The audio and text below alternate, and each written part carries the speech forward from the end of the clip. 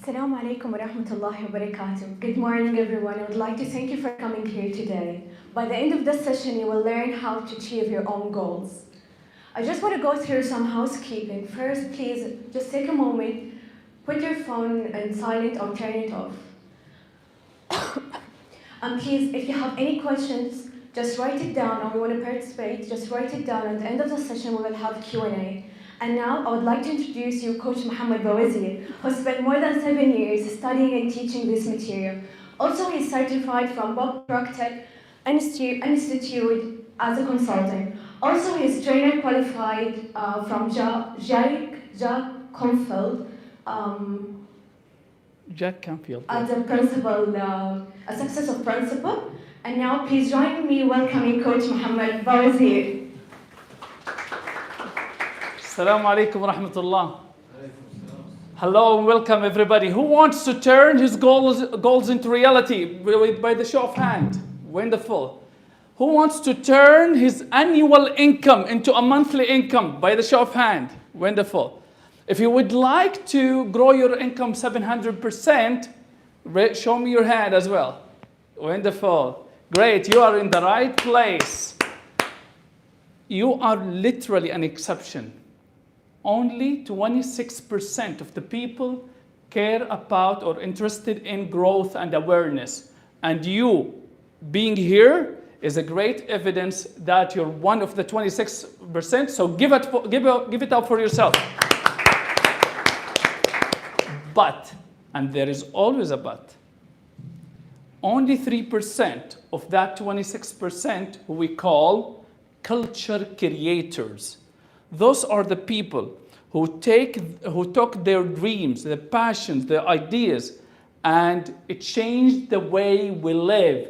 After their ideas, we're not living the same way. After pursuing their goals, we're not living in the same culture, in the same manner. A person like Bill Gates who said, I want every home with a computer.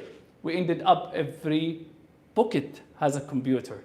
And that computer in your pocket is 1,000 times more powerful than the computer that took the first rocket to the moon in the 60s.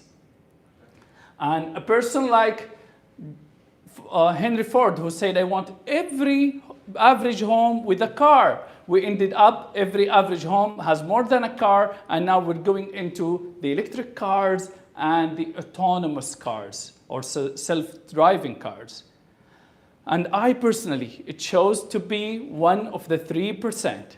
Therefore, I'm here on the stage playing my music. Every cell in me is dancing. I feel that I'm radiating energy. And that is what I want you to experience as well by the end of the session. So, for those who don't know me, I'm Mohammed Bawazir. I was born and raised up in Jeddah. My father was an employee. My mother was a housewife. And I've always been interested in excellence, in expressing my uniqueness. There was something in me that always on fire. So from an early age, during my college years, I wanted to have a business. I wanted to create an idea. So every time I save some money, put it all into a business, I fail. I save some money, I put it into a business, I fail. I take money from investors and I fail them. Okay? I did that 7 different times, and all of which failed in 8 years. It was a disaster. At that state of frustration, no stable income, in fact, no income at all. I was losing. I'm in debt. My wife is pregnant. Now, I'm literally on fire. I either win or win. So I got a call from a friend of mine, Mohammed Bawazir. Hello, hello, Mohammed, salam alaikum, alaikum salam, and you know the rest. Then he asked me, Mohammed, do you really want to achieve your goals? I said, of course, 8 years, I'm stumbling around, I'm hitting the the rock bottom, and nothing is achieved. For 8 years, 7 different businesses. Would you really like to become a successful business owner? I said, yes, of course. So then he gave me a number. He told me, just contact this number and everything in your life will change. I didn't really believe him, but I had no choice. I lost everything. It wasn't just the money, it wasn't just the business. I lost my integrity. I lost my dignity. I lost even my relationships. Every area of my life was disastrous. I had no fun. My relationship with my parents was broken. My relationships with my friends wasn't that good. I was in a bad shape. So I had to try something new. I called that number only to find out he was a success and business coach. I met him, and from that day on, I became in a totally different place. He worked with me. We found something that we can work on. We started the journey, and from the 3rd month, I started reaping huge results, things I never imagined that I can make.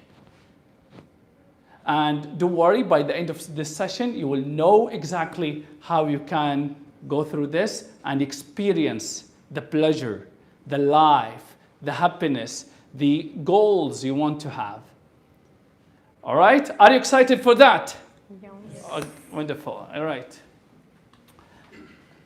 We greeted you for this morning. And before we begin, I always like to start with kind of housekeeping. I want to create a safe space. When we say agreement, everybody is scared. Everybody runs away. Oh, I'm contracting. No, don't worry. Agreements are meant to create safe space so that we all go with the highest benefit ever for everybody. So this agreement we would like all to agree on. Number 1, turn off your mobile or turn it into silent or into the pilot mode so we can all enjoy a healthy session. 2, in case of special needs, just raise your little finger. Okay, this is one of the things I learned in the Indian culture. I used to study there for a while. When you are in the classroom and they want, for example, a toilet or something or any special need, instead of, okay, you just raise your little finger and the person in charge will understand and let you out. So if you have any special needs, just raise your little finger and we will understand. 3, follow activity instructions. We will have some activities, beautiful, refreshing activities. So follow the activity instructions. We will have at the end Q&A session. So if you would like to share, if you'd like to ask, just raise your hand. Finally, no side talking, of course, because we don't want to disturb our fellow partners here in the workshop. Come back by time after the break. You probably will not have a break, but if we did, you come back by time. Agree, everybody? Yeah. Was that a useful agreement? Yes. Indeed. All right. Let's do this beautiful exercise. I want everybody this exercise is called personal achievements. I want everybody to grab a paper, your note, and pen, and write your achievements from the day you were born to 18 years old. Never go into college years. Okay? I want to stick to your achievements under 18 years old. You will have 60 seconds. If you want me to share some I can stimulate your thinking, would you like me to share? Hello? I don't think so? Yes. All right. Well, I'm Mohammed Bawazir. I was born in Jeddah. I'm glad that I passed all my schools, 12 years, with excellence, with more than 90%. One of the things I'm proud of, I was a technician from an early age. I used to repair my electronic games and toys. And then I developed that skill. I started fixing the electronic stuff in home with I take from our neighbors, and I get paid for that, for fixing their TVs, telephones, fixing their cassette readers, and all of that. I won in the competition, and all the winners were from secondary school, and I was the only one in the intermediate school. This therefore was wonderful for me. I managed, alhamdulillah, to memorize the Holy Quran at the age of 16, and I led prayer. I was an imam for several years in several mosques and before my getting into college. These are some things I wanted to share with you quickly so that I can stimulate your thinking and you get into the exercise very enthusiastically. All right? After we finish, we'll do something great. So start working.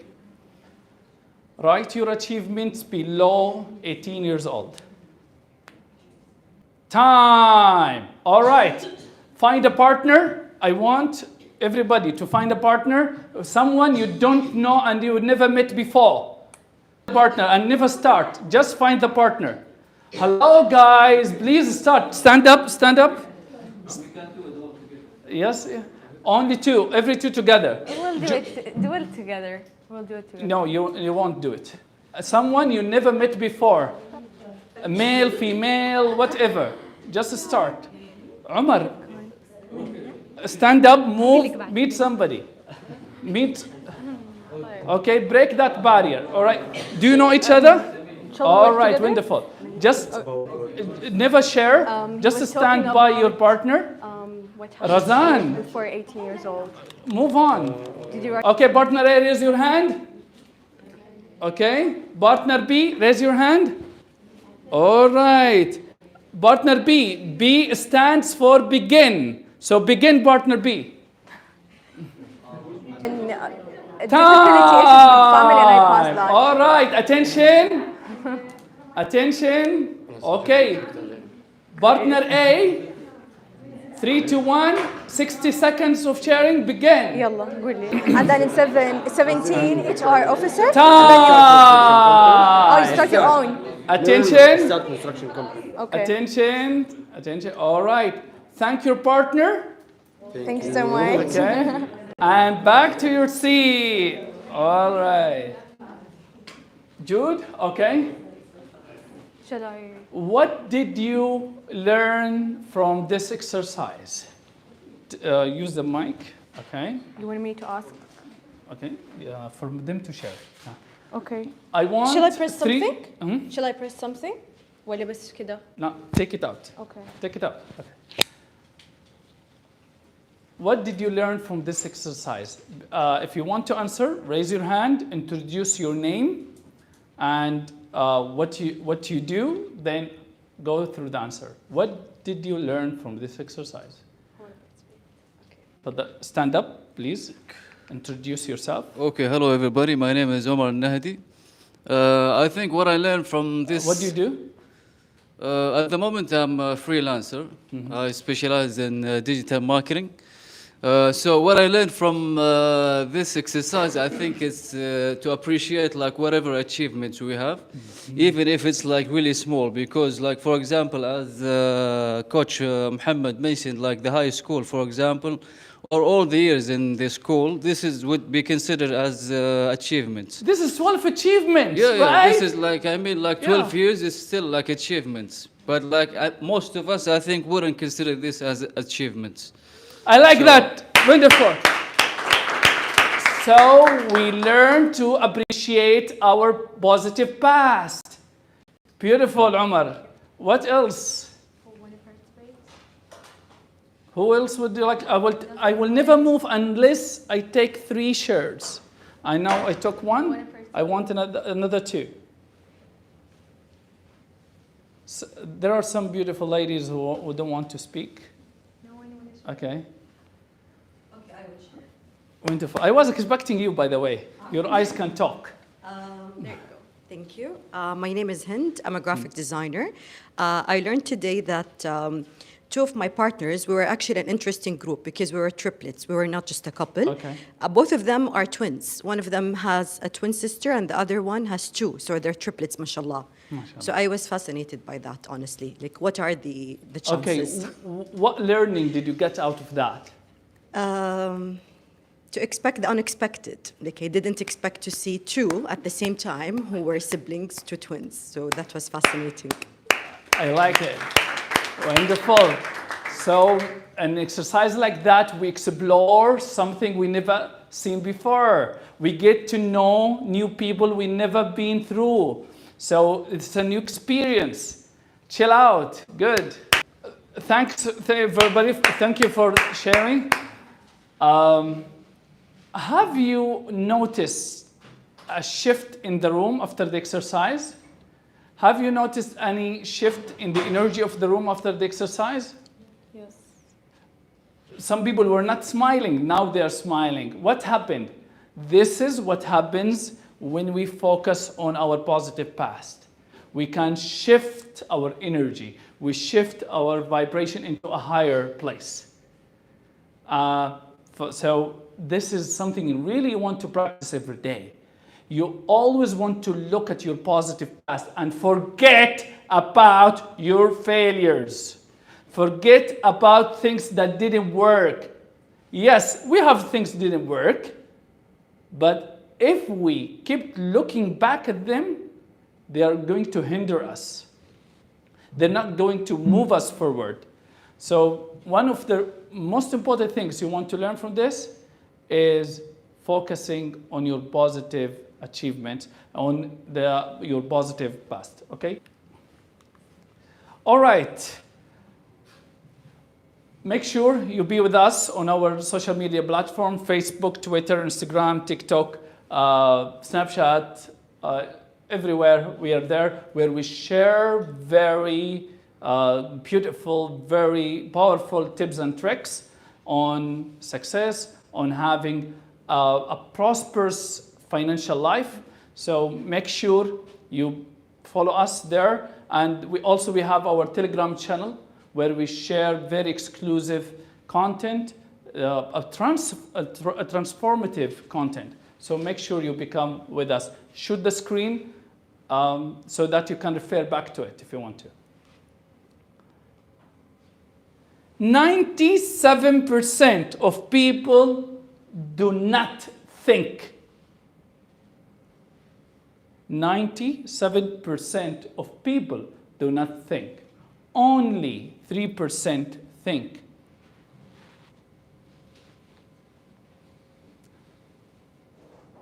Someone once said 2% of people thinks, 3% think they think, and the rest, 95%, they would rather die than think. Thinking is the hardest function there is. Most people think they actually following the mass, they're reacting to the outside circumstances. If you ask somebody, why do you go to work in the morning? Everybody is going to work in the morning. Why? They're not thinking. We find ourselves finishing high school. From high school, we find ourselves smashing into the college years. From the college, we get into a job and never thought, why did I even did that? Why is everybody doing that? Once Earl Nightingale said, if you find all the people going to one side and only one or two going to the opposite side, go after the one or two, and I guarantee you, you will never make a mistake. Why? Because those people in the other side who are going together, they are not thinking. They are following each other unconsciously. They never decide from themselves. They found their parents doing something, and the school taught them something, and they're just following each other without even examining whether this is what they really want or this is what the society is programmed to do. So those only one or two are the only people who are thinking, who are choosing for themselves. So what does thinking mean? Thinking is the ability to make decisions, is the ability to choose, and it's the ability to accept and reject. One of the big evidence that people do not think, go and sit anywhere, in any people gathering or something, you will find them saying something. The economy is down, the economy is controlling us, there is no way, the government is, and you will see they are accepting that rubbish. They are accepting that belief system and that those excuses. If they really think, Mr. Wa'il, what would they do? They would reject those ideas because they don't think, they don't serve them. So thinking is about accepting what serves you and rejecting what doesn't serve you.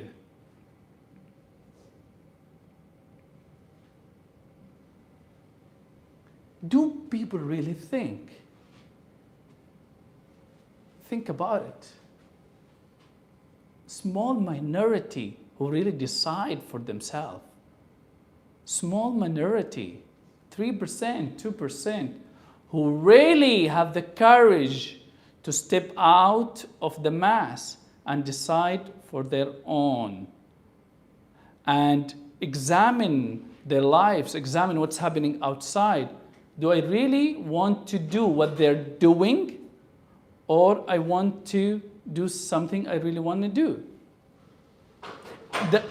Is what the media sharing serving me or doesn't serve me? If it's serving me, I can accept it. If it doesn't serve me, I can reject it. You can easily observe how much people are observing what the media is sharing with them. The economy is bad, the market is down, no jobs, unemployment, atala batala, okay? And they choose to accept that rubbish. And that would reflect into their life at the end. All right. Let's have an honest look at you. Who are you? Who are you, Hind? Who are you, Razan? Who are you, Umar? You are God's highest form of creation. You are the only creature that God has blown His Spirit into you. So if you are God's Spirit, so you have infinite potential. There is absolutely no end to what you can achieve, to what you can do. You have infinite potential, infinite reservoir of talent and ability. But we choose the media programming. We choose our home programming and believe other things other than that. You are God's highest form of creation. If this is who you are, then you can create your own economy. You will hear some people, oh, the economy is controlling us, the economy is down. All right? They don't really think. They don't know who they are. If the economy is down, if I can't create my own economy, How would we find two people in the same place, in the same city, selling the same product, delivering the same service, in the same timing? One of them is growing and rocketing, skyrocketing, and the other one is losing or closing. Two employees in the same organization under the same boss. Okay? And the same department. One of them is growing and going into executive level, CEO, CMO, whatever it is, and the other one in the same place or even gets terminated. Why is that so? Can you introduce your name, please? Yeah? Lina غلايني. Okay, بتاع النوافير. Excellent. Okay, fountains people. Okay, Lina.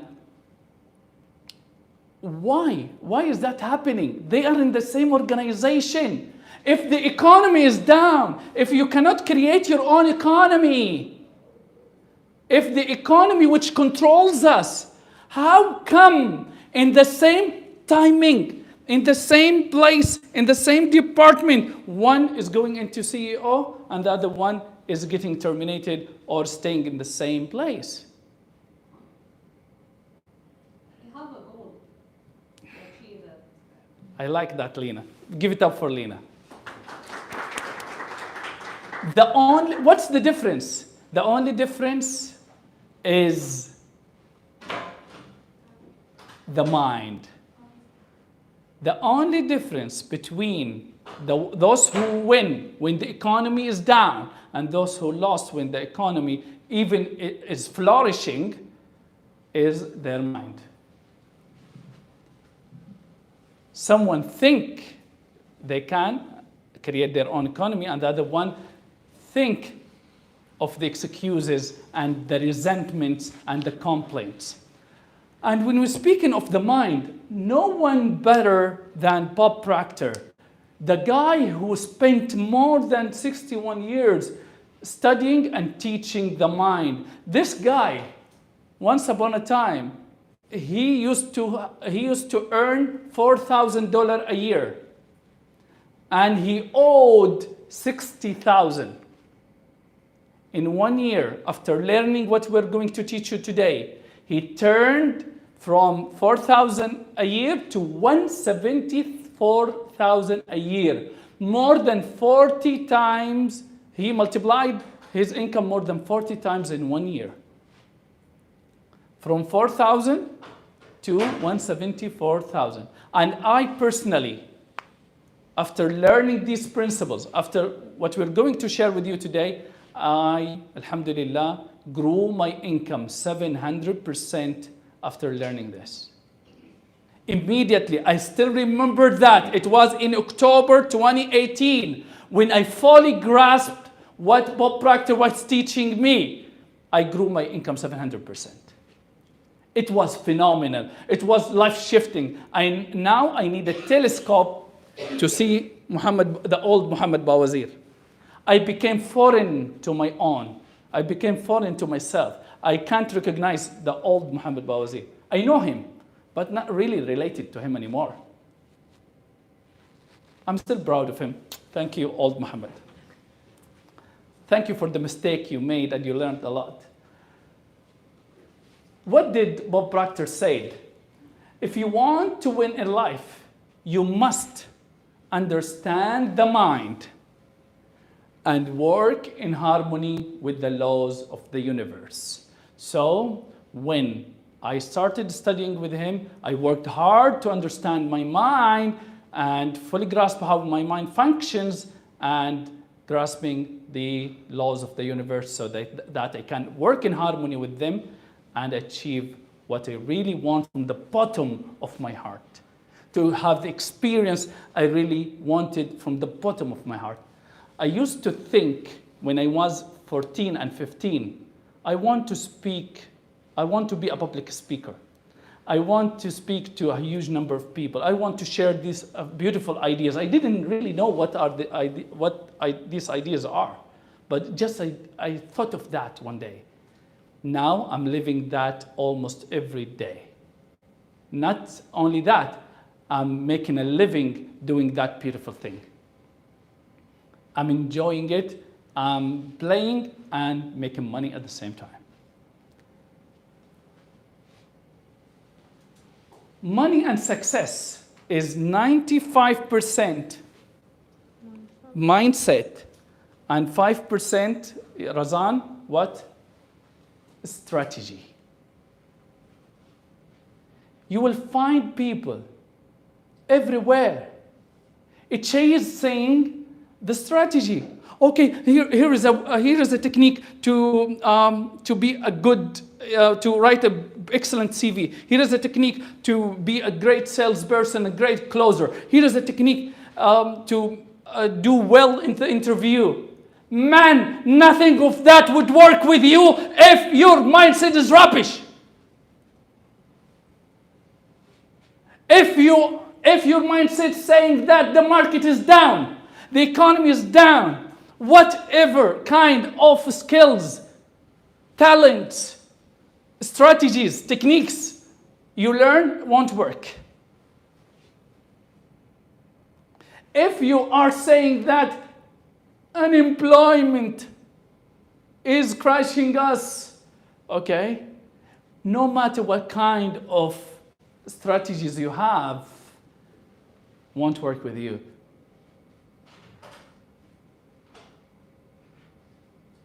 Salamat.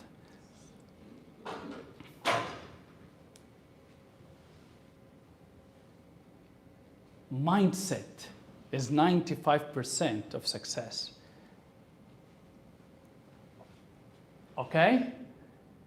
If you get, all right, if you get resented, if you feel resentful when you are rejected, when you present that work, when you try to request that request, or when you sell that product or service and you are rejected and you get back crying to home, nothing would work with you if I gave you all the kind of strategies, because your mindset is resentful, is giving you excuses. Well, people are not buying, I can't do that in this market. People do not have money to buy. So mindset controls your life. Then the strategy comes as a complementary thing.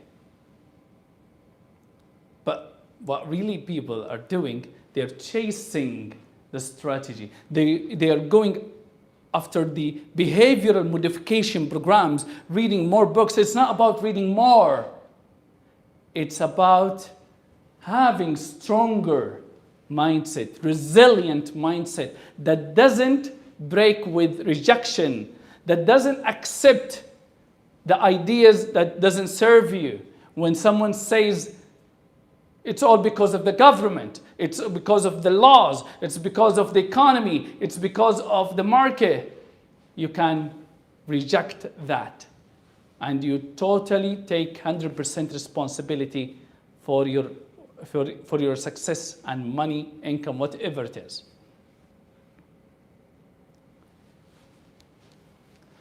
Here is Al-Bayti Faisal, one of the people who worked with us, saying, I won't be exaggerating if I say that working with Bawazir was the best thing happened to me in my life. I came to Coach Bawazir from one of his seminars. I went to that seminar full of doubt, desperate to find help, but thinking I won't get any. But what I got was amazing, and I immediately changed my mind from the first 20 minutes. And I got mind blown with all the exciting new stuff I was absorbing from that guy. The journey was rough, but the amount of enjoyment is unprecedented. I could say that thanks to Coach Bawazir, I learned how to live. It's one of the most transformational programs out there. Now, this guy came to us earning nothing, has in his bank account only 3,000. Today, this guy is earning 7 figures a year. So it's more than 1 million.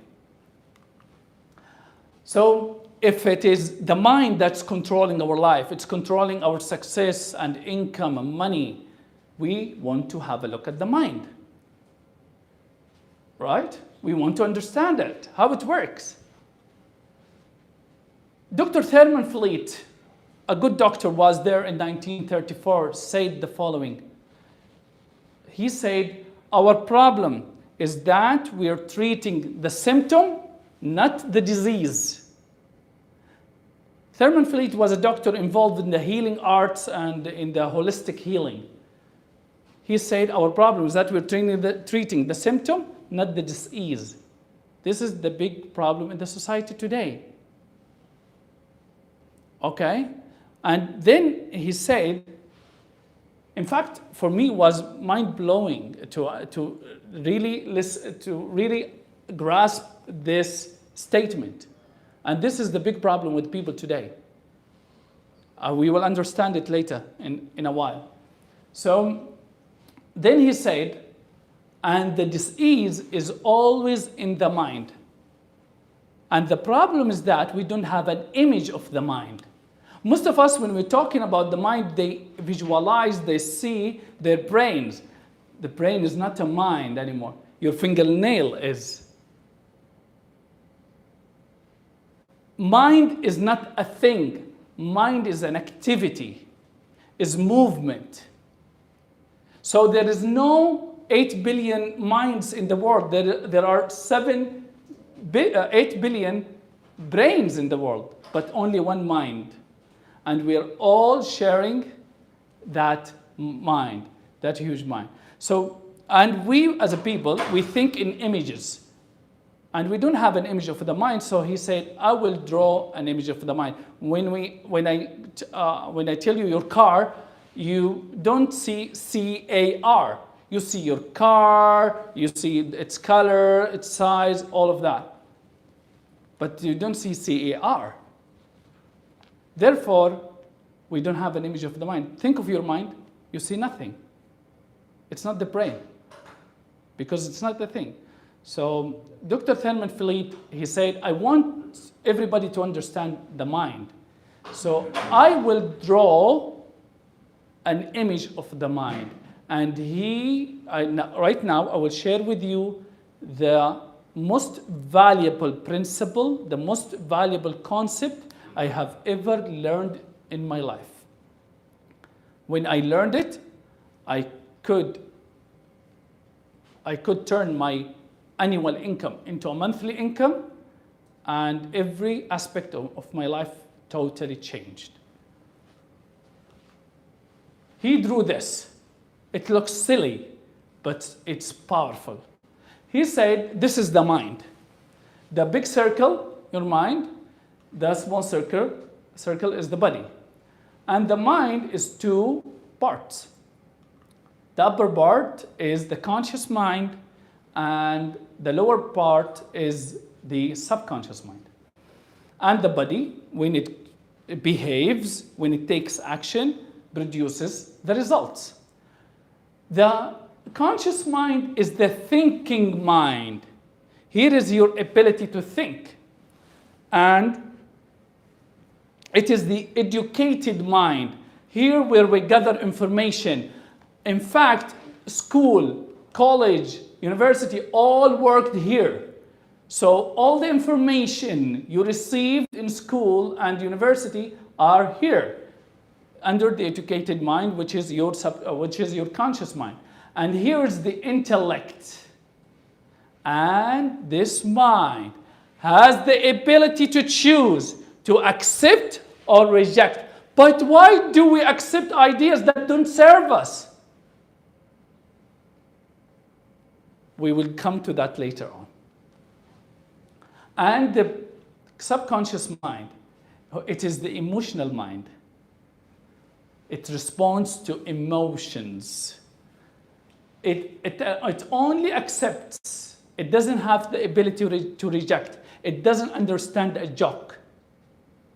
Anything it passes through, it absorbs. Cannot differentiate between a real image and vividly visualized image. It doesn't understand the difference. If I'm seeing this computer with my physical eyes, or I am visualizing this computer in my brain, it will react to that in the same way. We have the thoughts in the conscious mind, then beliefs and images are absorbed in the subconscious mind, and the behavior in the body. The body behaves. When people don't like the results, focus with me right here. This is a very big catch. When people don't like the results, they understand the cause of the results is their behavior. So they go to all kinds of behavioral modification programs. They read all kinds of books in behavioral modification. They want to change their results. They learn the techniques, the strategies, and nothing changes. Why? Because the behavior is not the primary cause. It is the secondary cause. The primary cause is the paradigm. This is one of the buzzwords today in science. The paradigm. Paradigm is what controls the behavior, and the behavior produces the results. So if you want to change your results, you need to change your behavior. It won't change. You've got to change your paradigm, which is controlling your behavior. Do you now understand why you're saying, I want to wake up by 5 a.m. every morning? And you make all kinds of vows and promises, and nothing happens. I will stop watching TikTok before I go to bed. And you stay until 1, 2 a.m. watching. What's happening? What's happening here? I want to turn my annual income into a monthly income. I'm earning 200,000 a year. I want to make 2 million a year. And you go and learn some techniques and some good stuff, and nothing happens. You will do the first day, second day, then رجعت حليمة لعادتها القديمة. You will get back to your affinity, to your home, which is your I can't hear. Paradigm. Paradigm. What is the paradigm? It's your home. What is a paradigm? Our home. Oh, your home. All right. Let's understand paradigm, which is controlling our lives, controlling our results. Paradigm is a mental program that has an exclusive control on your habitual behavior and habitual way of thinking. And 96% of your behavior is habitual. Do you think that you're thinking? Oh man, 96% of the time, Aya, you're not thinking. Your paradigm is controlling you. You're hypnotized. All right? Do you think you're making decision, Hind? Do you think you're making decision, Umar? Forget it. 96% of the time, you are working with the autopilot. If you observe anyone, observe yourself, observe your husband, your wife, your spouse, you will find there is a certain pattern going there. They wake up in the morning, around 8, for example, or 7, whatever they're used to wake up. Then they go to the toilet, they do certain stuff. Don't you observe yourself driving and texting somebody, adjusting the AC conditioner, changing a channel, okay, talking to the passenger on your right? Don't you do that? So who's driving? Who's driving? You? No, not you. The paradigm is driving. Therefore, you can make other stuff. So the paradigm is very great in helping you and taking some kind of headache and of decision making and thinking, but at the same time is limiting you in your habitual behavior and habitual thinking. So it's very good and it's very bad at the same time. How this paradigm was formed. How this paradigm was formed. This is you as an infant. You have a mind and you have a body, and the mind, you got a conscious mind and subconscious mind. And the conscious mind wasn't developed yet until the age of 5. Was underdeveloped. So your conscious mind only accepts, and this mind is all wide open like a ball. And the environment around you came in. The media, your parents, your siblings, school, the mosque, the church, and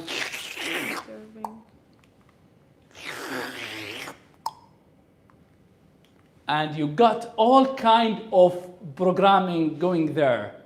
So you start behaving as a kid, you start believing in certain stuff,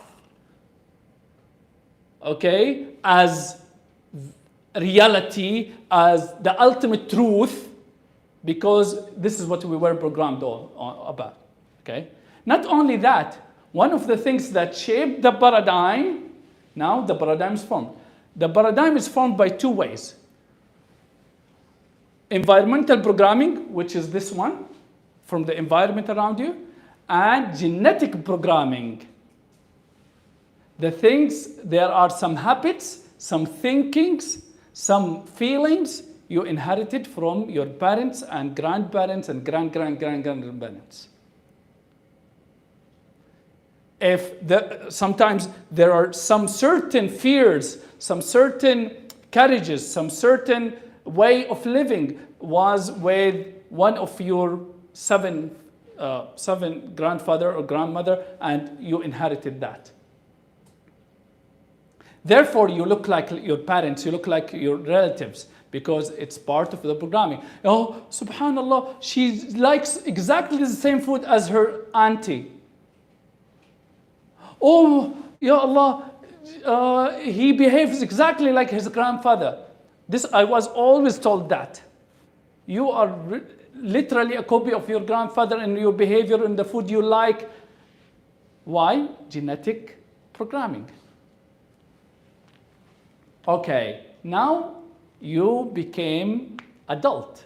This is you as an adult. This is a subconscious mind, and the paradigm is formed with all kind of programming from the environment and genetic inheritance. And the conscious mind grew and developed. All right, we have the ability to choose, man. We have the ability to choose something different from the paradigm. But most people don't. Why? Why don't we choose? We have the ability to choose with our conscious mind. Why don't we choose? Because we are choosing things that in harmony with the paradigm. If we grow up in a family that says money is bad, money is the root of all evil, الفلوس توسخ النفوس, الفلوس توسخ الدنيا, all right. This is what is going to be expressed. No matter how hard you decide here.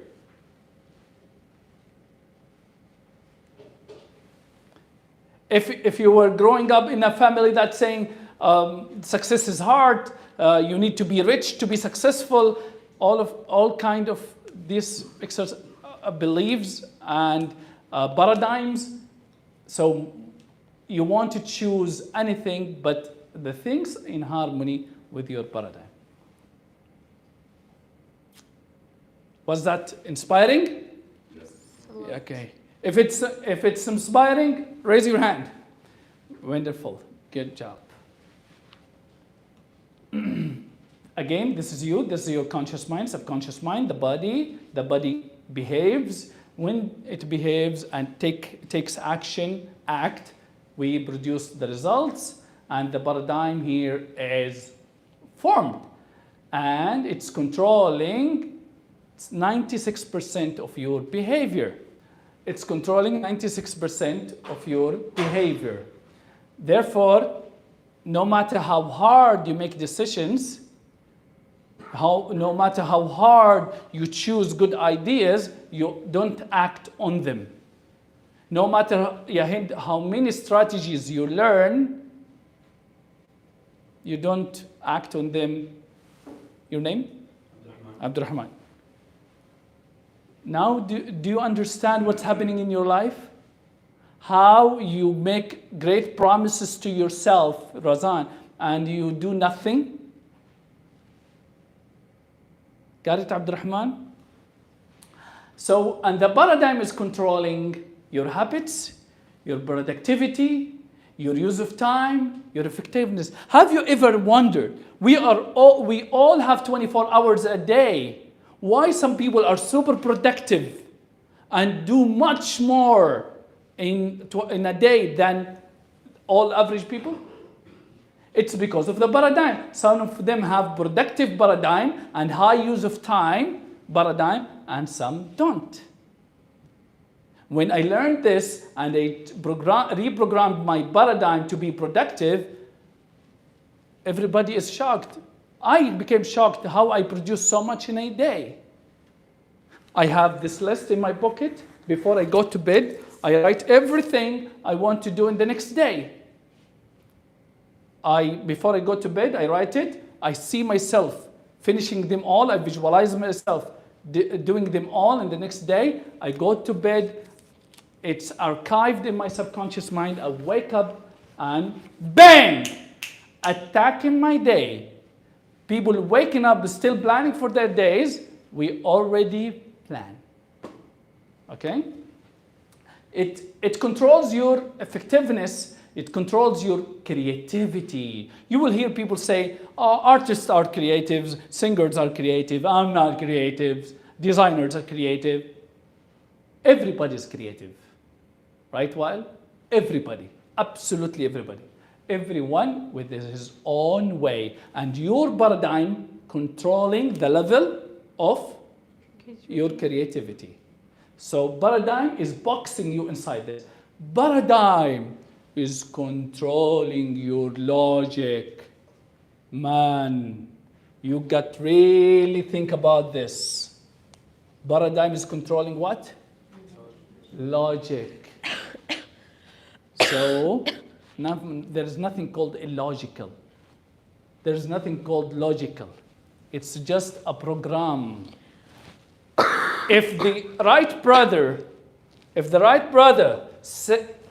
believed that flying is illogical, would we have flown? No.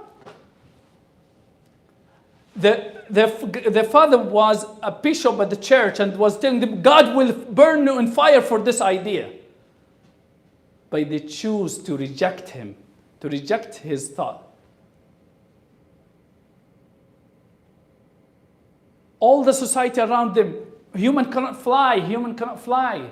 If Abbas bin Firnas didn't choose this idea,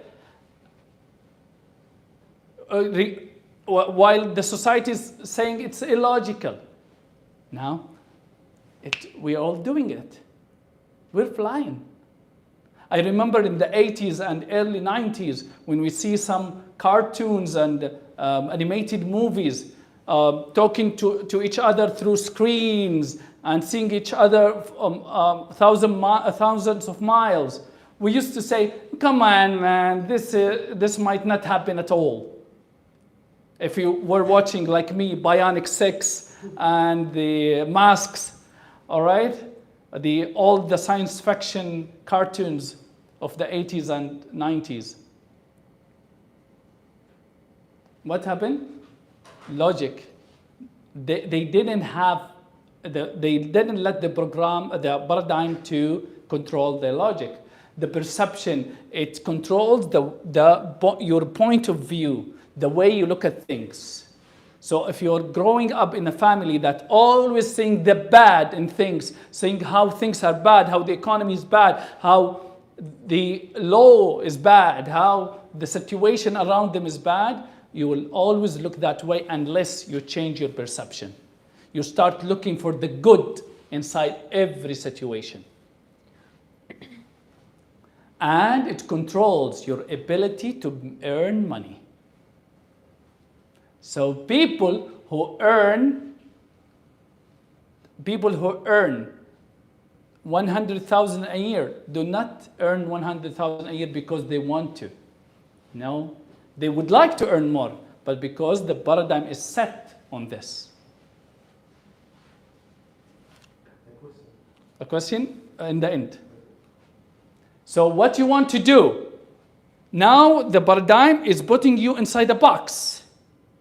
You want to remove the box and pick up an idea that you really want from the bottom of your heart, regardless of the logic, regardless of if you have the resources or not. And you make a committed decision.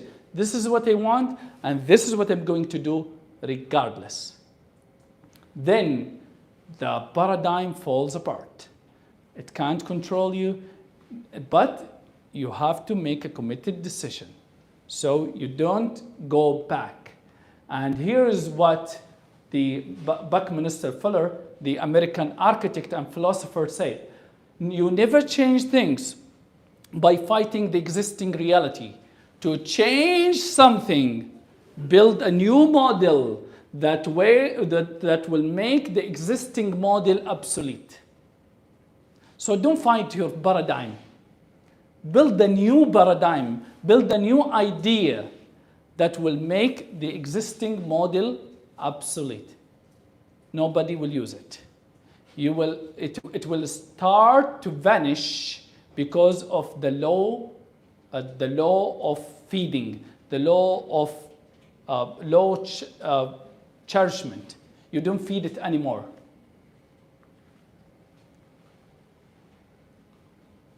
This is you, this is your conscious mind, and has the ability to choose, it has ability for choice, paradigm, and body, and the results. And to make a paradigm shift, you have one of two ways. It's either bang, emotional shock, okay? Sorry. It's either emotional shock, some accident or death of a loved one, divorce, whatever, you will find people changing their behavior suddenly, changing their way of thinking suddenly. But this is the victim way. Are we victims? No. We don't want to be that person. So we will choose the other one, which is constant spaced repetition. Constant repetition. You choose an idea. You grain it in your mind. You repeat it every day until it becomes a part of your paradigm.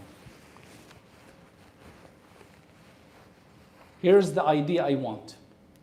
In this card, I'm carrying it everywhere I move.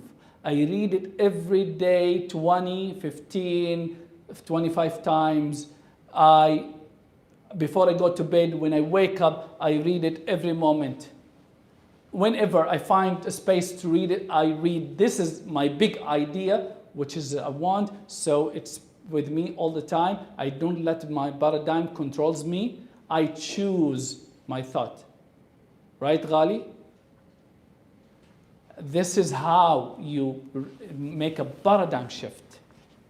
And when you make a paradigm shift and you start thinking differently, you build a new mindset. And we said earlier, success is 95% mindset and 5% strategy. So the mindset is controlling our behavior and our results. So we want to change what? Mindset, which is paradigm. How do we make a paradigm shift?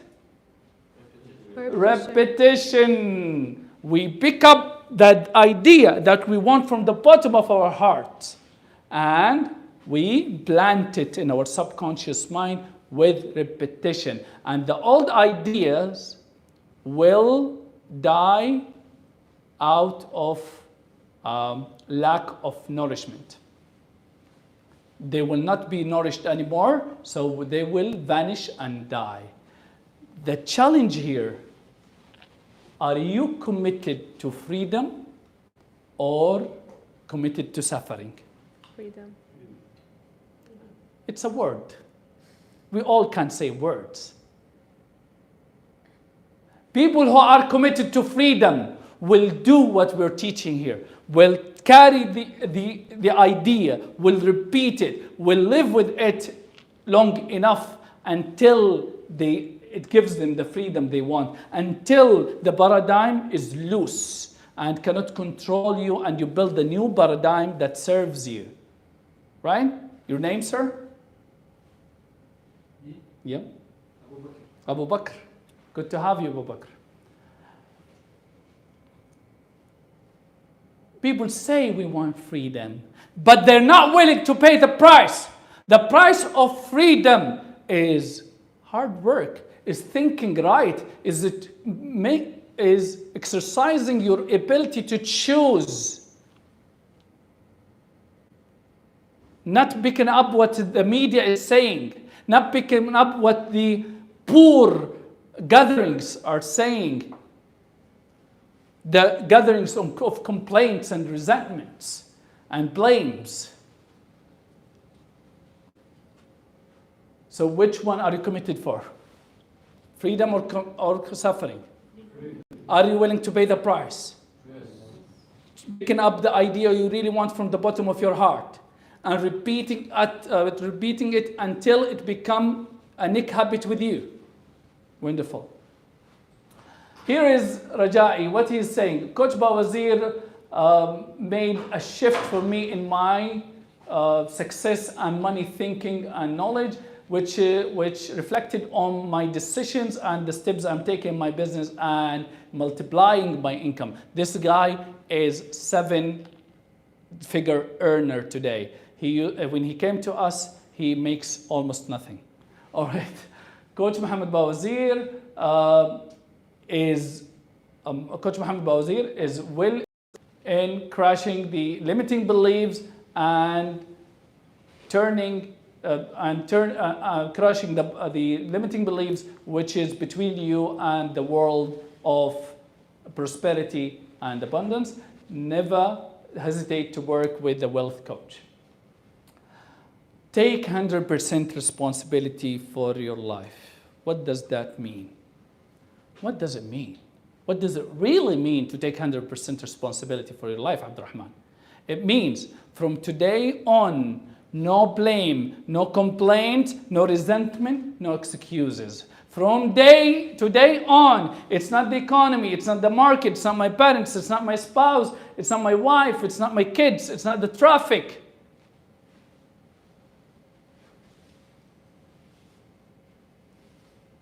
My results are my responsibility.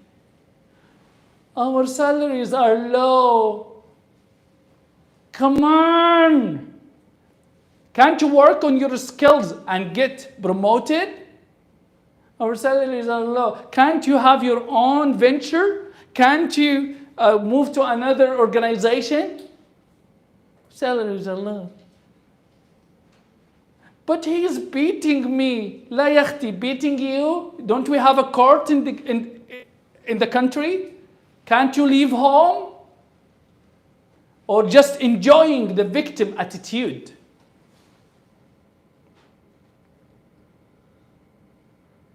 No excuse, no resentment, no complaint.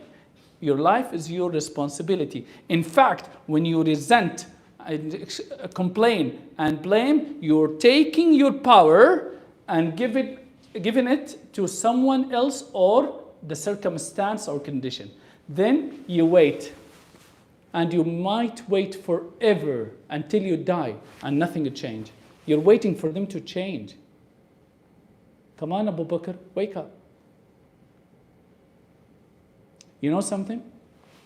If I am 99% responsible for the issue, and that guy or that situation is 1% responsible, I will go and freaking take that 1%.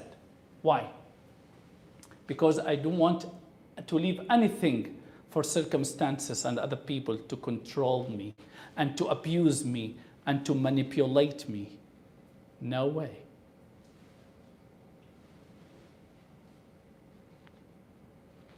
And Nelson Mandela has a beautiful statement. He says, resentment is like drinking a poison, hoping it will kill your enemy.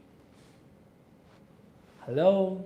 Your name is Ahlam. Resentment is like drinking a poison, hoping it will kill your enemy. In fact, resentment hurts nobody but you. It doesn't hurt the people who hurt you. So be careful. Stop hurting yourself. By the way, and studies now, or researches now shows that resentment produces an acid in the blood. And try to put a flush in an acid. It will vanish. So stop hurting yourself. No resentment. So your results, your income, your business, your relationship, your achievements are all your 100% responsibility. So instead of blaming the external or complaining from the external events, respond to the external events. Think, I can't control that event. I can't control that lady, which is who's hurting me. Then think, how can I respond? What could I do? What can I think? What can I feel toward that to achieve the result I want? Instead of blaming, complaining, respond. What does response mean? Response mean I think how I achieve the result of what I want, regardless of the existing external situation, which is I cannot control. The only thing I can control is my attitude. The only thing I can control is my Attitude. Is my response. And response is the root word for responsibility. So the responsible person is the person who responds. Was that great? Yeah. Hello? Was that inspiring? Yes. Yeah. What's success?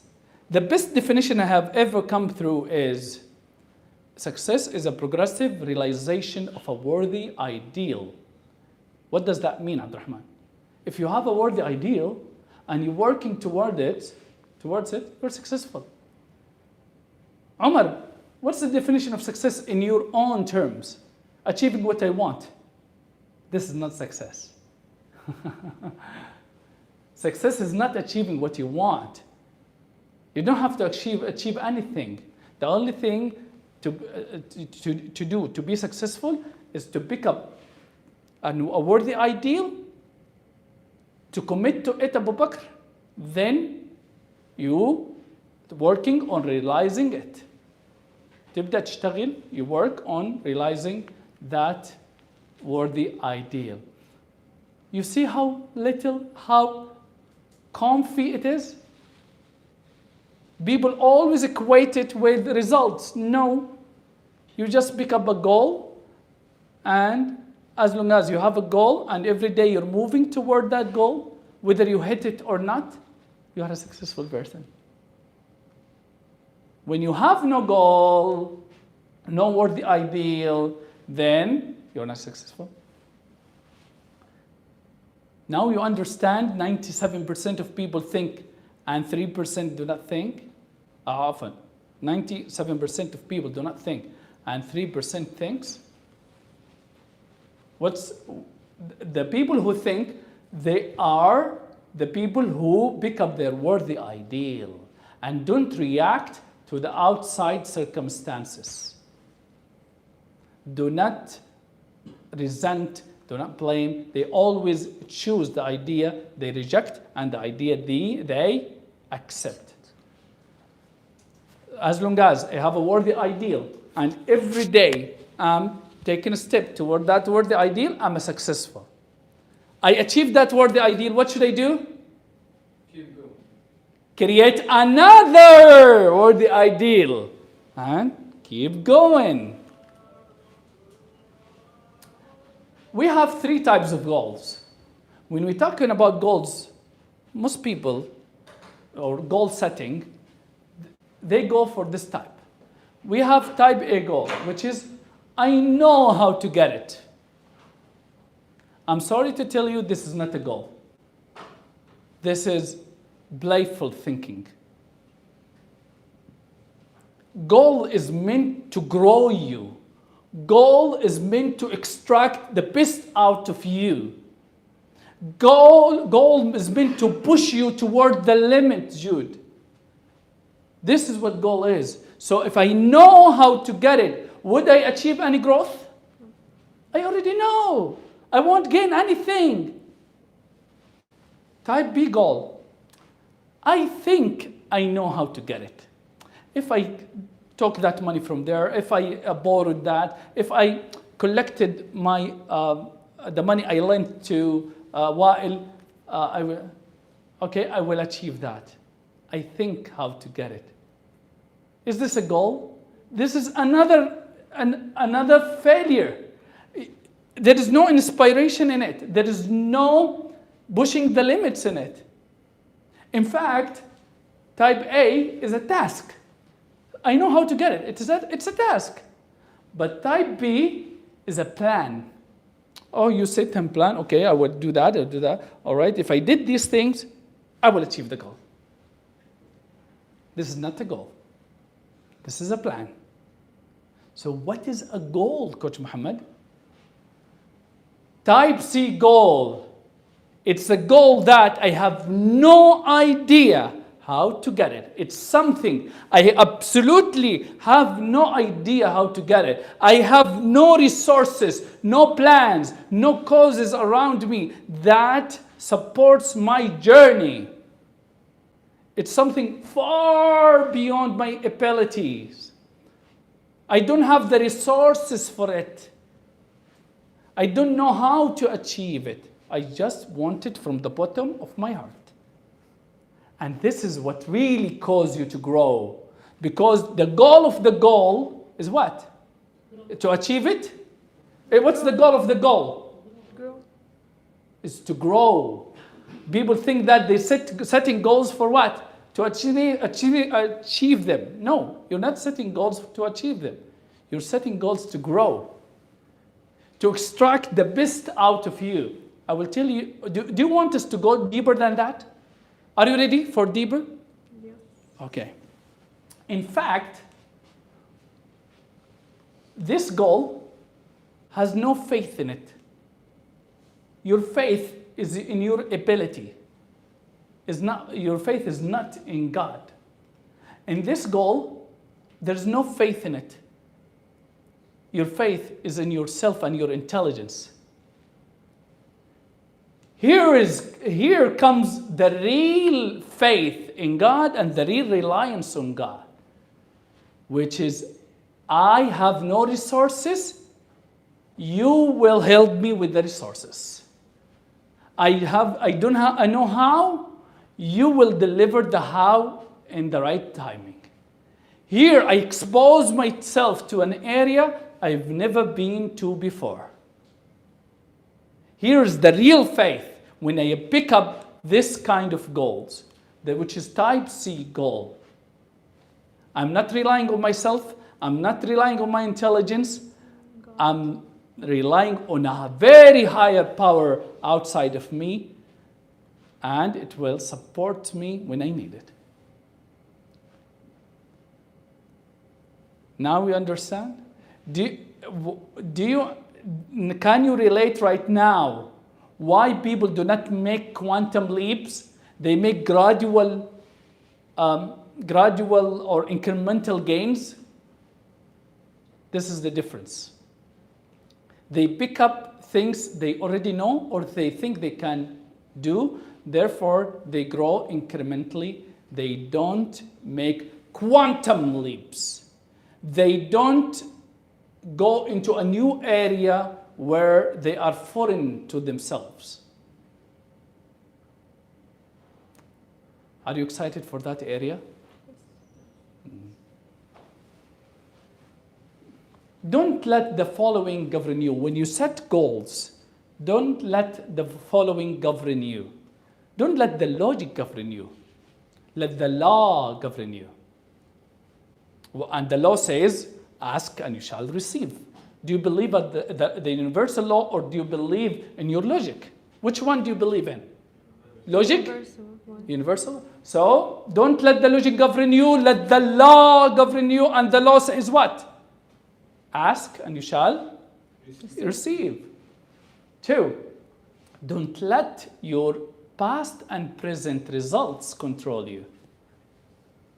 Most people, when they set goals, they look at their current income, then they set a goal.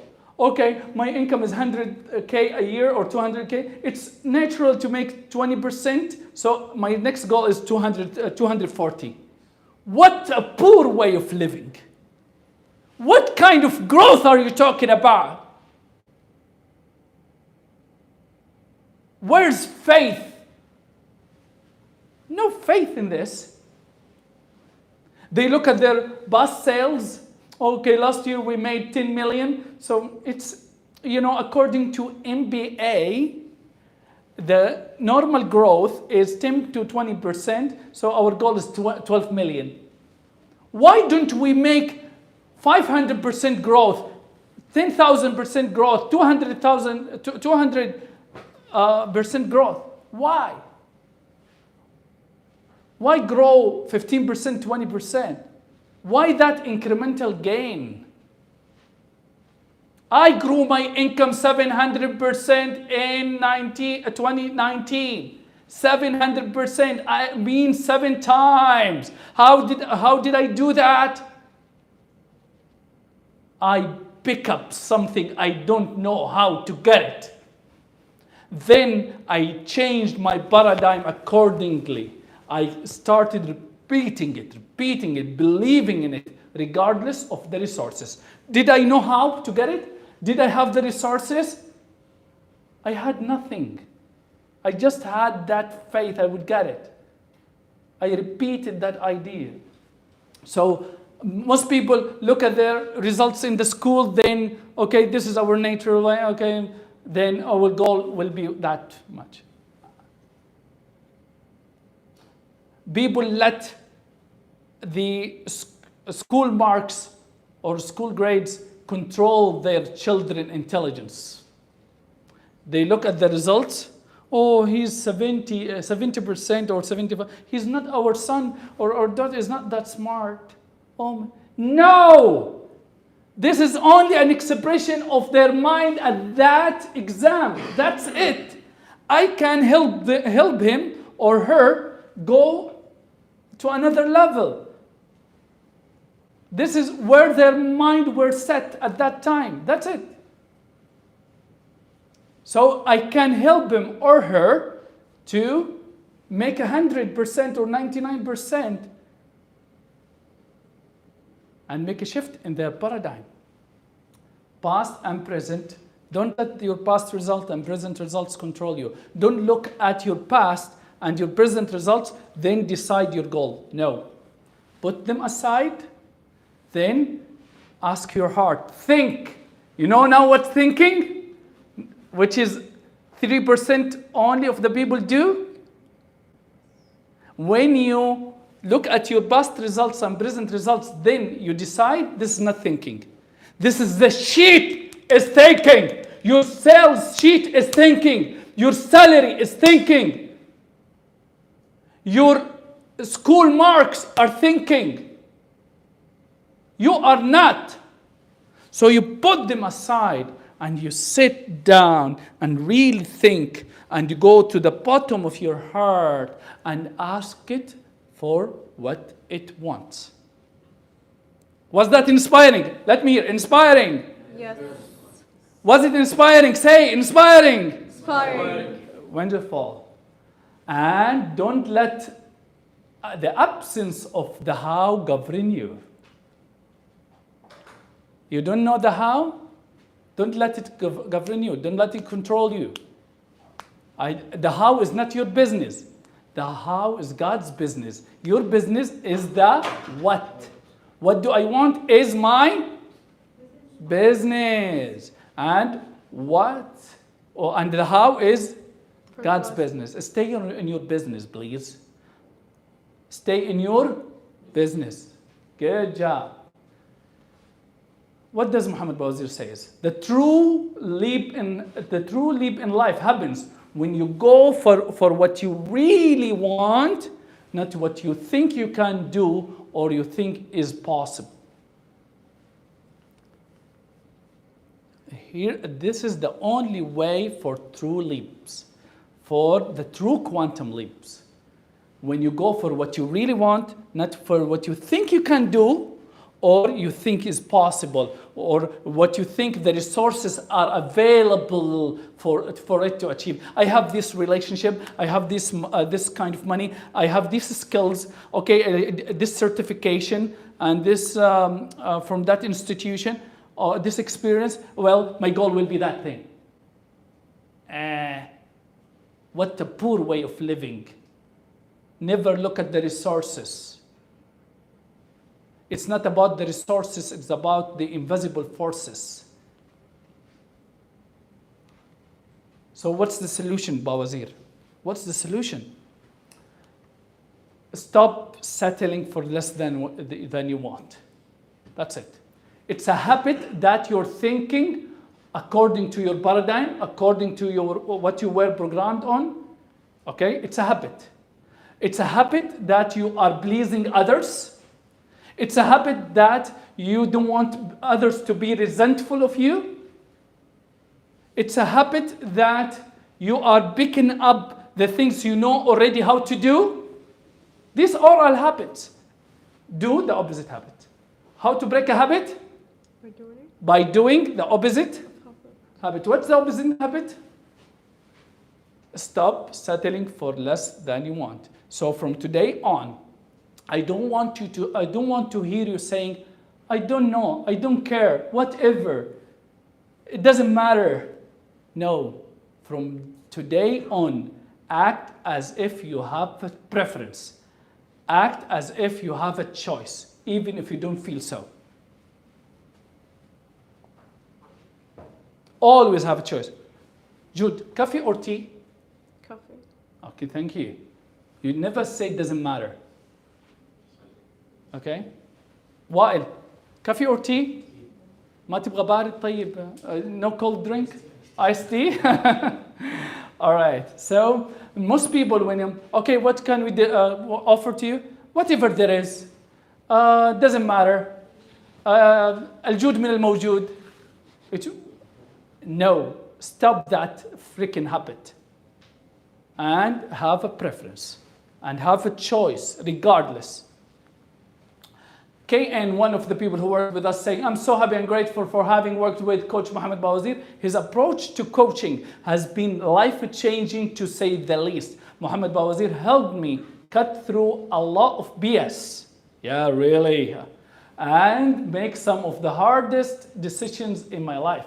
Mohammed is a man who practices what he preaches and has always been a positive example of humility and faith. I would recommend Mohammed Bawazir to all passionate individuals that have a burning desire to become successful in the way that is aligned with the universal principles and based on a proven process. Thank you, KN. We have 7 levels of awareness.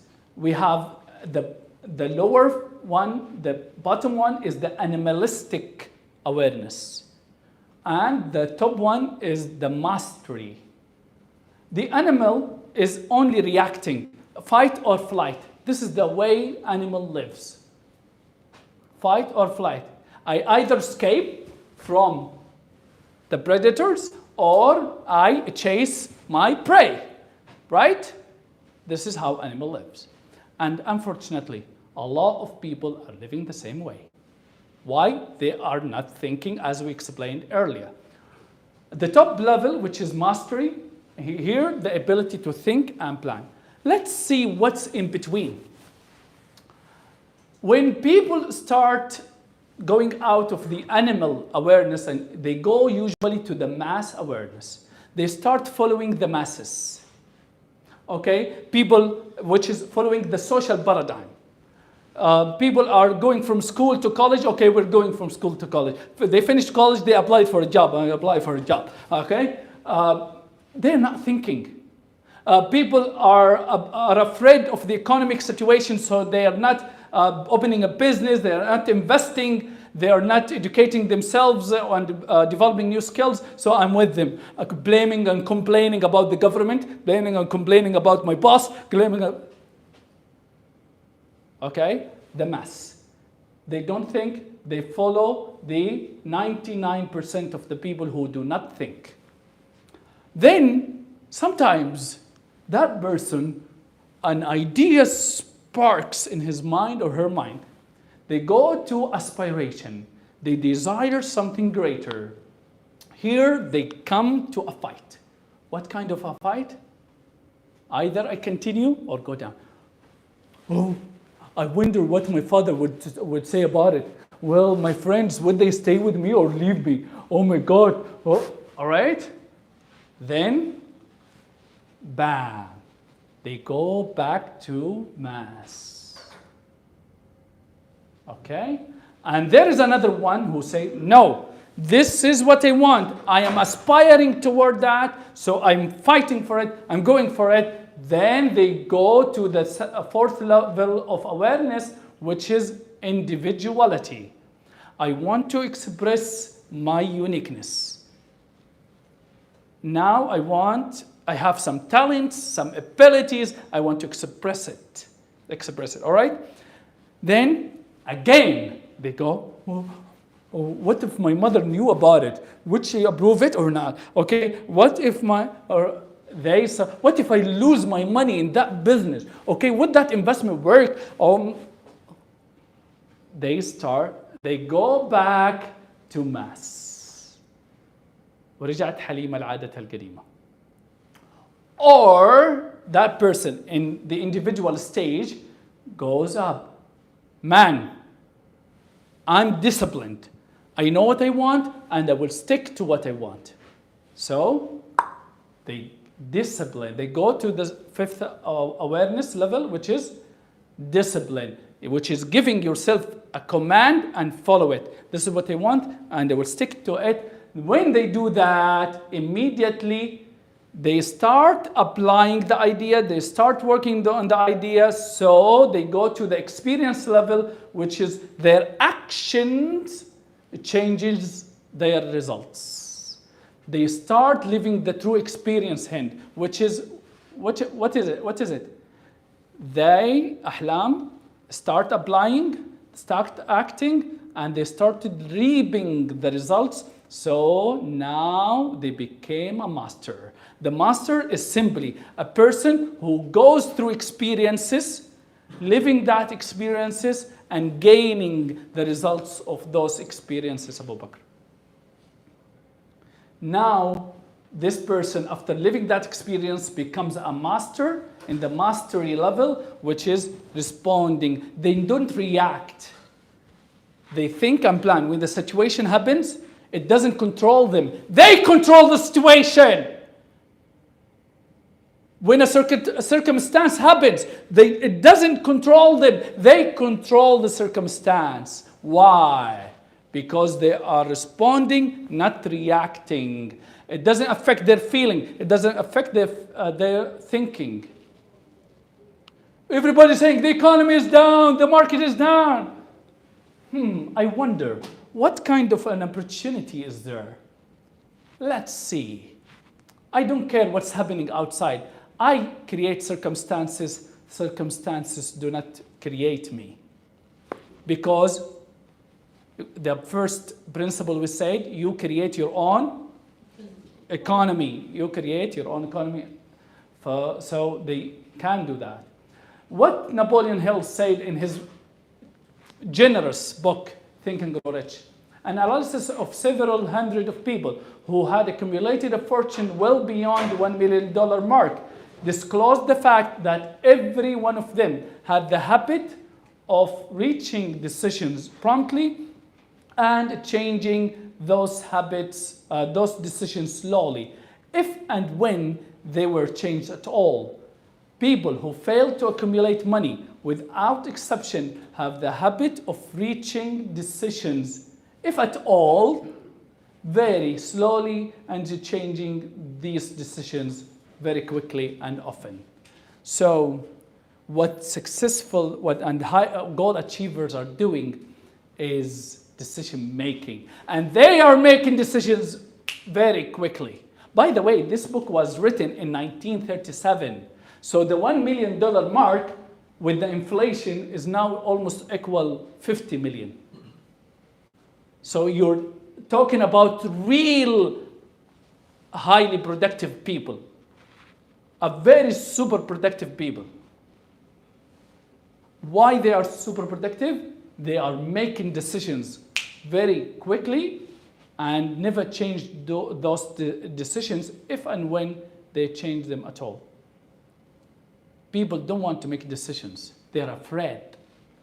They don't want to think. What if I went wrong?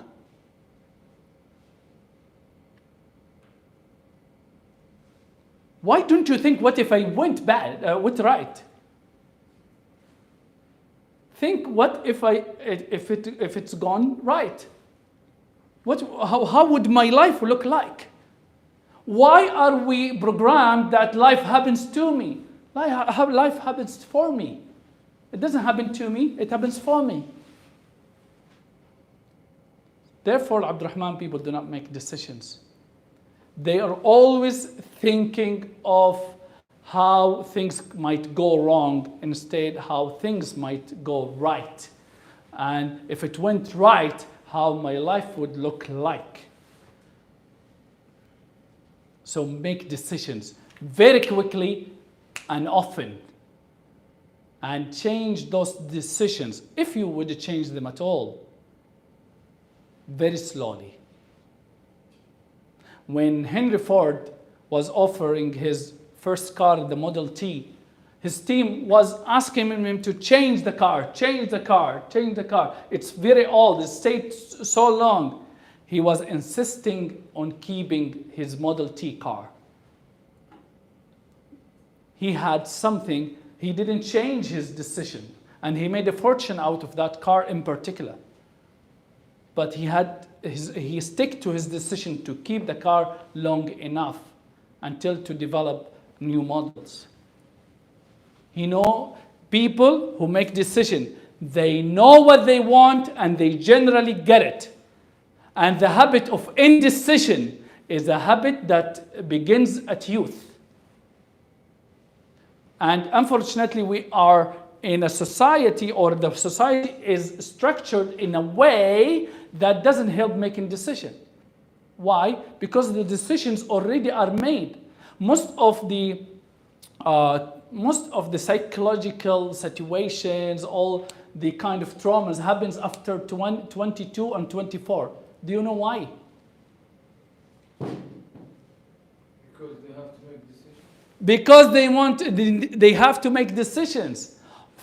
Since they were born until they graduate, they don't make decisions. You already, your parents got you into the school from grade 1. You don't pick up to go to which grade. You go to grade 2, to grade 3, to grade 4, and so on. So your life is completely planned.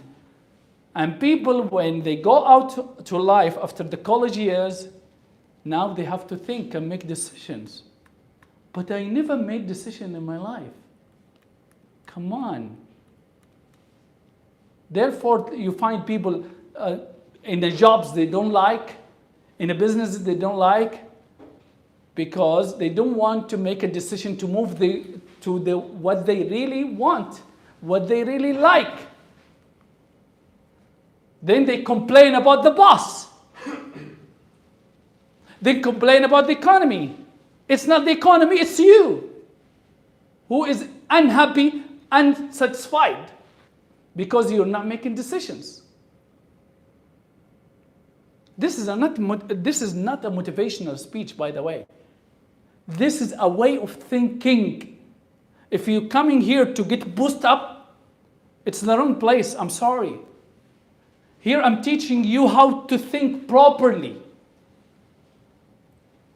Good, Ahlam? Make decisions. And people do not make decisions because they don't have this habit and they lived for 24, 23 years not making decisions. And they flipping year after year. One of the things I was wondering about when I was in the school days, why are we all moving together for the same grades? There are some excellent students who can take the syllabus of secondary school when they are 12 or 13. Why are you keeping them behind with the others who are not doing well? And the others who are not doing well are excellent in other talents other than the intellectual work you're giving them. There is a problem in our education system, but we can solve it one day. Perhaps somebody will take the lead. Have you ever wondered about that? I personally, at the age of 12, when I was at grade 6,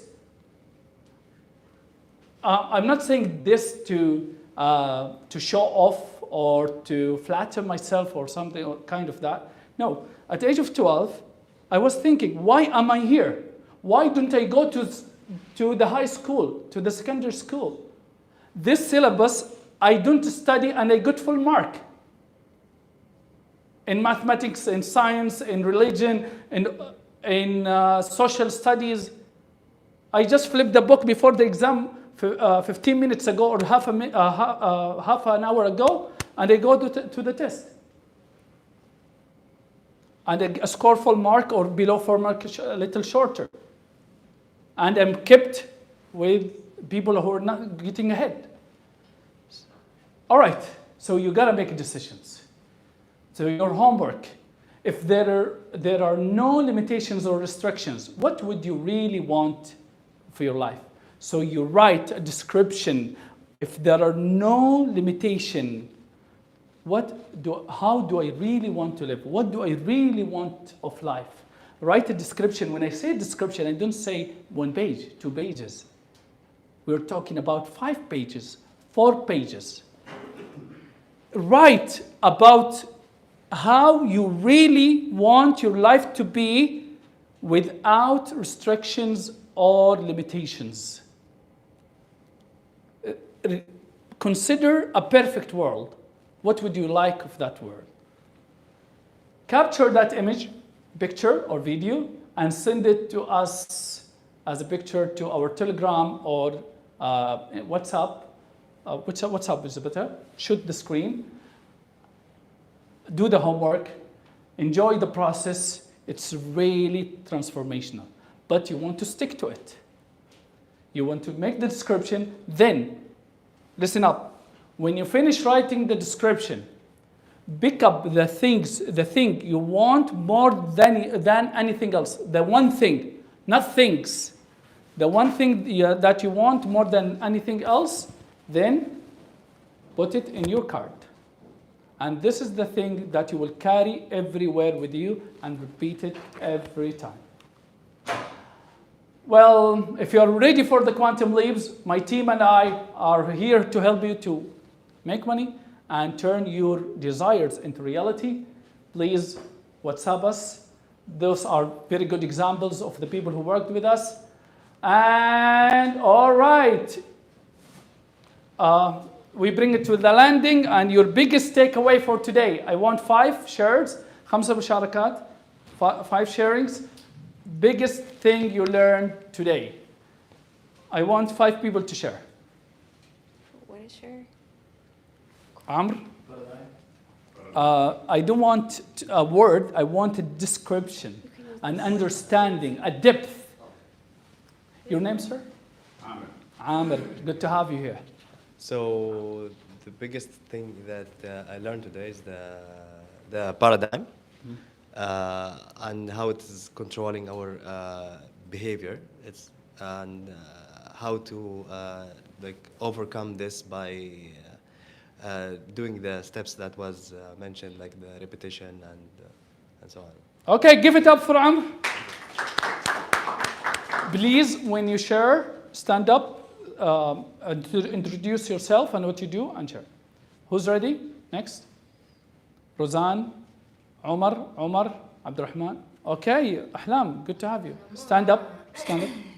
السلام عليكم. Alaikum salam. Your name and أنا أحلام المصري حاليا تيلي سيلز في شركة دايناميك سوليوشن.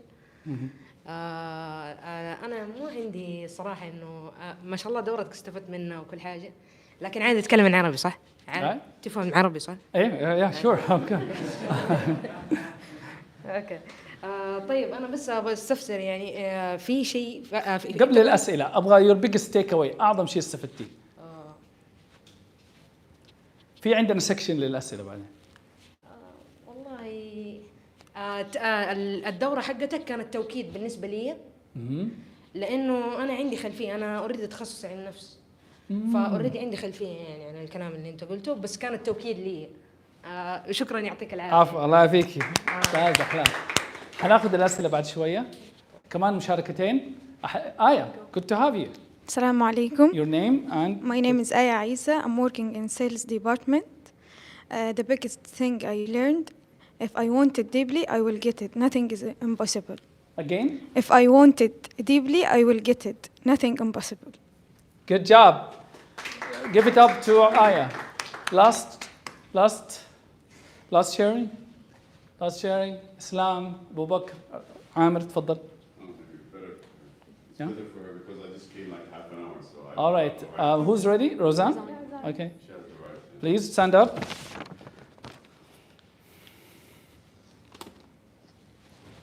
روزان باوزير. I worked at MBC in Riyadh. أكثر شيء أتعلمته أغير طريقة تفكيري، المايند سيت. Okay. Yes. Which is to what kind of mindset? إنه أعرف إيش أبغى، أعرف كيف أوصل للشيء اللي أبغاه. صراحة التفكير هو ياخد أكثر شيء عشان أوصل للجول حقي. Good job. Yes. All right, Q&As.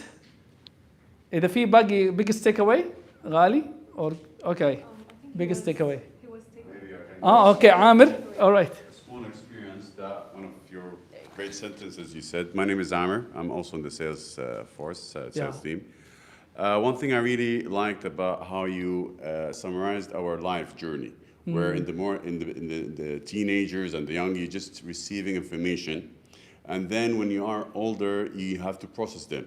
So based on your experience, life, everybody has come from a different background. You will see how they make their decisions. Some of them, they have the courage. Some of them are here based on what he had learned in the past. So that helps people when they realize that all his life he was just receiving information. This is the right time to transfer them to decisions. He has to think about it, not to let, as you said, this diagram, paradigm, to control you. It's like take a deep breath. Okay, what have you learned in the past? How you can process them. Is it true or not? It's definitely true. Yeah. Totally agree with you. So that's one thing I wanted to share with you. I'm really appreciate Wonderful, this. Amir. Thank All right. Great sharing. Ghali? Give him the mic, please. Jude. Thank you, Jude. معكم غالي. اشتغل في الماركتينج. صراحة أكثر شيء مرة لامسني وتعلمته اليوم إنه أنا شخص دائما أبالغ في التخطيط، إني كيف بوصل لهدف معين. وأقول مستحيل حوصل للليفل العالي، خليني في المنطقي، خليني 10%، خليني 20%، هذا واقع، هذا منطقي. لا أبالغ، في النهاية أحبط. بس اللي تعلمت صراحة إنه كيف أنت تروح لفوق، توسع الدائره حقتك وترمي كل شيء على ربنا. طيب. ربنا هو راح يوصلك للاشياء اللي انت ما تقدر، ما تعرف كيف، ما تدري. هذا يزيد ايمانك بالله اكثر. فهذا صراحه اكثر شيء اوكي، ابى اسالك سؤال. كيف طالما انت you talked about frustration if I didn't hit the goal, okay? How don't I feel that way?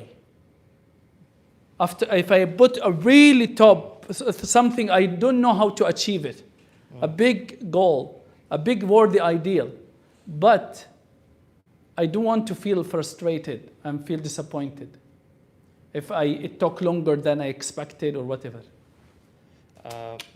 هذا سؤال خطير. By being positive. Okay. General word. All right, I will help you and I will help everybody. Detach from your goal. Detach from your goal. Set the goal, but don't let it control you. You control your feelings. Got it? Don't get your feelings from your goal. Attachment means I make my happiness dependent on something else. If the goal was met, I'm happy. If it wasn't met, I won't be happy. تركة قوية صح؟ No, I set the goal, but I don't let it control me. I detach from it. I don't get my happiness from it. Wonderful. Give it up to Mr. Ghali. All right, any question? And we go to the Q&As. Or Lam, نورتي. انت قلت انه الواحد ما يرضى باقل من اللي هو يعني انه اللي هو محدده يعني. بس في فرق يعني لما الشخص يرضى باللي هو يعني مثلا الرضا انت فاهم عليه لما الواحد ايوه يرضى عشانك سايكولوجيست كملي. ربنا يرزقه زياده، فهمت علي؟ ايدي الواحد لما يرضى بقليله يعني فرضا انا رضيت دحين، انا فرضا ربنا رزقني بحاجه اوكي، طيب انا ارضى بيها. طيب في فرق يعني بين الرضا وبين اكون يعني باسيفيك. يعني انت لما جيت سالت، لما قلت الكلمه هذا وجيت سالت قلت لها تشرب قهوه ولا شاي ولا ايش تشربي؟ قامت قالت لك اشرب قهوه. هي هنا هي باسيفيك انه هي ايش تبغى بالضبط. طيب مو يعني الرضا حسيت انه فهمت علي؟ All right, I understand what you're going through. ايوه. It's not good to be satisfied. You want to be grateful for what you have, but not satisfied. Satisfaction is not a good, dissatisfaction is a creative state. عدم الرضا حالة خلاقة. It's the state that made us fly, that made the internet, that made the cars, that made our clothing, that made every beautiful thing we are doing. And we're living today. So, you don't have to be satisfied, but you have to be grateful. Here you solve your problem of satisfaction. Get it? Thanks. Yep. Okay, I got something, not really what I want, but it's good. All right? I become grateful for it. I don't resent it. And I move forward. Islam? What time is it? معاكم اسلام داوود، مدير المبيعات في شركة جاية للخدمات الطبية. كنت عايز اسألك سؤال، هل كل وسيلة هدف أو هل كل هدف وسيلة؟ اسمه وسيلة، اسمه مو هدف. بس ممكن يكون الوسيلة تبقى هدف من ضمن الأوقات Nope. إن أنا أوصل للوسيلة دي. Nope. إيه الفرق طيب ما بينهم؟ There is a goal and there is a plan. A goal is something I want from the bottom of my heart and I have no idea how to get it. Good, Wael? Great. And you have the plan, which is الوسيلة, خطة. Plan is going as far as I can see. Then when I go there, I will see further. This is the biggest problem with the sales goals, with the sales teams. They put they put a plan and they think they have a goal. No, there's not a goal. They put the thing they can see as far as they can see. No. Let me give you an example. For example, I want a sales goal of 100 million a year. This is what I really want, but I have no idea how to get it. The plan is going as far as I can see. As far as I can see is hitting the 15 million mark. Then I put the target 1 million, 100 million.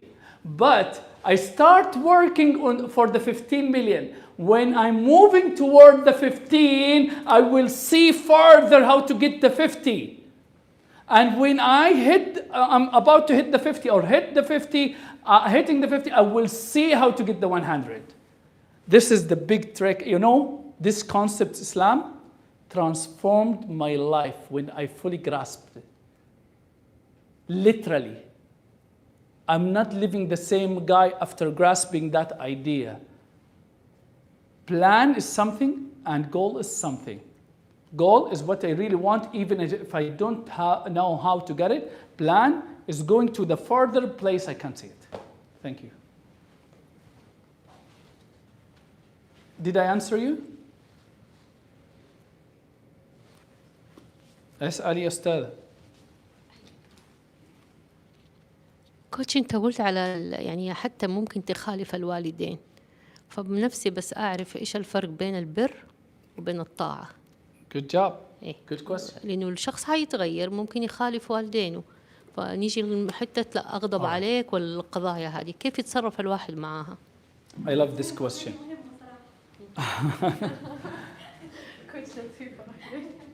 All right. There is a difference between رضا الوالدين وبر الوالدين، وفرق كبير بينهم. بر الوالدين أنا أؤدي واجبي تجاههم، هذا البر، أو الإحسان للوالدين، أنا أؤدي واجبي تجاههم. Got it? رضا الوالدين it's their feeling، شعورهم. فممكن أنا أقطع نفسي عشان أرضيهم وما يرضوا. It's their رضاهم مسؤوليتهم، فمو مسؤوليتي. I can't control it. ولا يكلف الله نفسا إلا وسعها. It's not my responsibility. فما هو شغلي إني أرضيهم، شغلي إني أدي الواجب. رضيوا ما رضيوا ده شغلهم هم، إنهم يرضوا نفسهم. كويس؟ شغلانتي أنا أدي الواجب I go for my life. If they are not happy with that, I can communicate that. If it's not hitting, if it's not making sense, it's their responsibility. It's not my responsibility. Everyone is responsible for his own feeling. I'm sorry to say that to parents, but literally, you are responsible for your own feeling. If you're not happy, if you're not satisfied with your adult child, then it's your problem. Fix your problem. Be satisfied with them and let them have their own experience and make mistakes. And perhaps it's not a mistake, it's what they really want. All right, so just to summarize things, الرضا هو مسؤولية الشخص لأنه شعور وكل إنسان مسؤول عن مشاعره. ما عمرك في حياتك you can hurt anybody and nobody can hurt you. هذه قاعدة حطها في حياتك. No one can hurt you in life and you cannot hurt anyone. Everybody hurt his or her feeling by their interpretation of your behavior. And no one can hurt you. You hurt yourself by your interpretation of their behavior. To put things into perspective, رضا, satisfaction is their responsibility. It's not your responsibility. As an adult, my responsibility is al-bir, which is I do the good to them. I do their rights, and if they if they are satisfied with it, it's excellent. If they're not, I will do my best to explain, to communicate. ما زبطت الحمد لله خلاص نصبر نكمل. Okay. Okay, does anyone have any questions?